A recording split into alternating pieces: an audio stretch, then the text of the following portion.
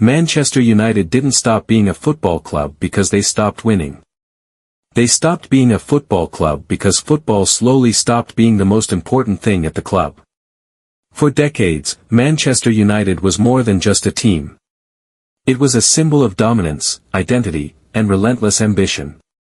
But somewhere along the way, that identity began to disappear.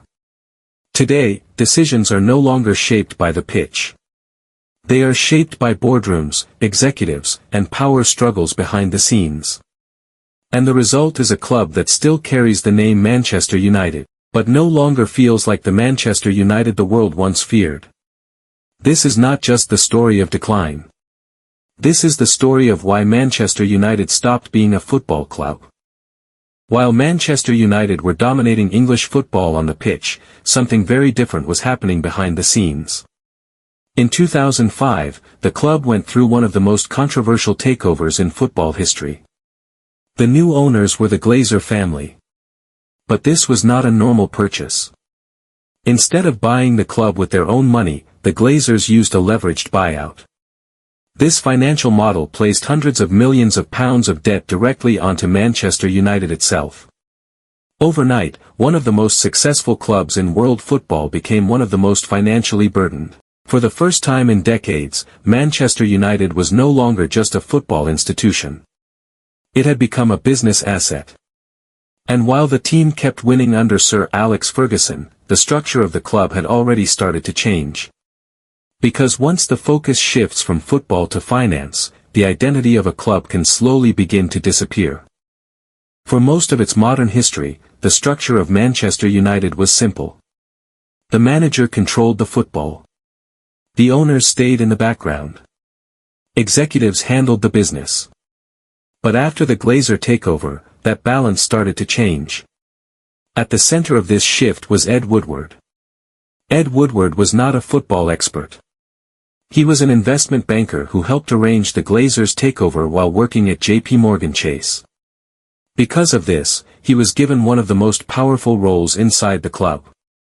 But his expertise was not football strategy. It was commercial growth. Under Ed Woodward, Manchester United became a global marketing machine. Sponsorship deals increased. Brand partnerships expanded. Revenue reached record levels. From a business perspective, the plan worked perfectly. But on the football side, something was missing. A clear long-term sporting vision. As the years passed, Manchester United tried to solve problems through the transfer market.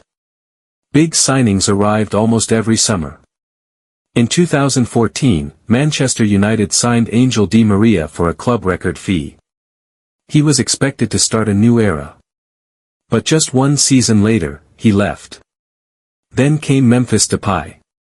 A young star with huge expectations. Yet he struggled to adapt and eventually left the club. In 2016, Manchester United made an even bigger statement by re-signing Paul Pogba for a world record transfer fee. The move was marketed as the beginning of a new Manchester United. Instead, it became a symbol of confusion. More expensive signings followed. Romelu Lukaku arrived. Alexis Sanchez arrived. Later, Jadon Sancho joined with massive expectations. But the real problem was never just the players. It was the system. Each manager had a different idea of how the team should play.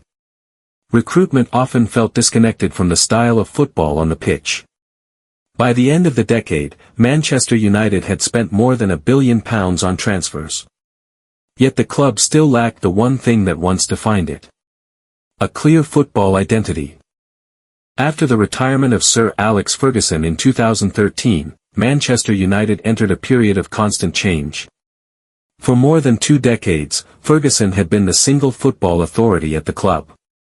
But once he left, the club struggled to find direction. The first replacement was David Moyes.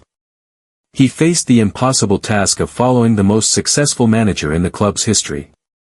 But the transition failed, and he was dismissed within a single season. Next came Louis van Gaal. Van Gaal introduced tactical discipline and tried to rebuild the squad. He even won the FA Cup. Yet the club decided to move on again. Then came Jose Mourinho. A manager known for winning trophies everywhere he goes. Under Mourinho, Manchester United won the Europa League and the League Cup. But even Mourinho publicly spoke about deeper problems inside the club. Problems that went beyond tactics or players. After him, Ole Gunnar Solskjaer tried to restore the spirit of the old Manchester United. For a moment, it felt like the club might rediscover its identity. But once again, the long-term project never fully developed. Finally, Erik ten Hag arrived with a reputation for building structured and disciplined teams. Yet even he faced the same challenge as the managers before him. By the early 2020s, it became clear that Manchester United needed a serious rebuild. Years of inconsistent decisions had left the club without direction. In 2023, British billionaire Jim Ratcliffe purchased a minority stake in the club through his company INEOS.